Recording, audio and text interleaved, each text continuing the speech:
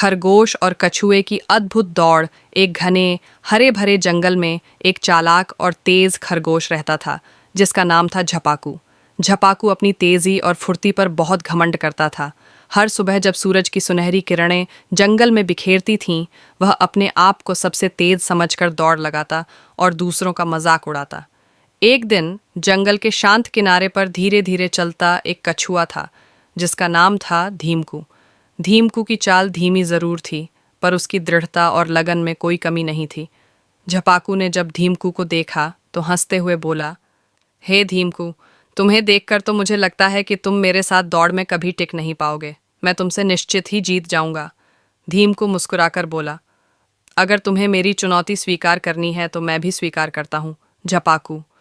चलो देखते हैं किसकी लगन और धैर्य असली जीत दिलाते हैं।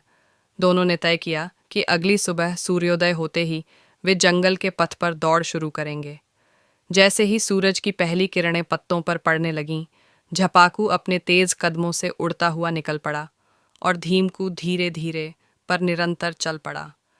रास्ते में झपाकू ने धीमकू को पीछे छोड़ते देखा। उसे लगा कि कछुआ इतनी धीमी चाल से तो कभी भी मुकाम तक नहीं पहुंच पाएगा। अतः वह रास्ते के एक छायादार पेड़ के नीचे आराम करने का निर्णय ले लिया।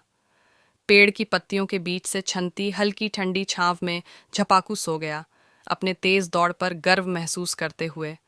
लेकिन समय की चाल तेज थी।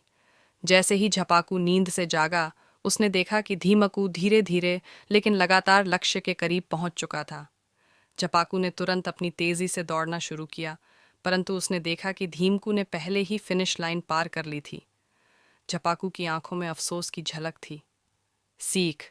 इस कहानी से हमें यह संदेश मिलता है कि अगर हम निरंतर और लगन से प्रयास करें तो हमारे धैर्य और मेहनत से बड़ी चुनौती भी जीत ली जाती है।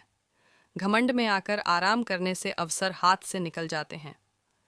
इस संस्करण में चरित्रों की गहराई, संवादों का आकर्षण और वातावरण का जीवंत वर्णन शामिल है, जिससे कहानी और भी रोचक बन जाती है।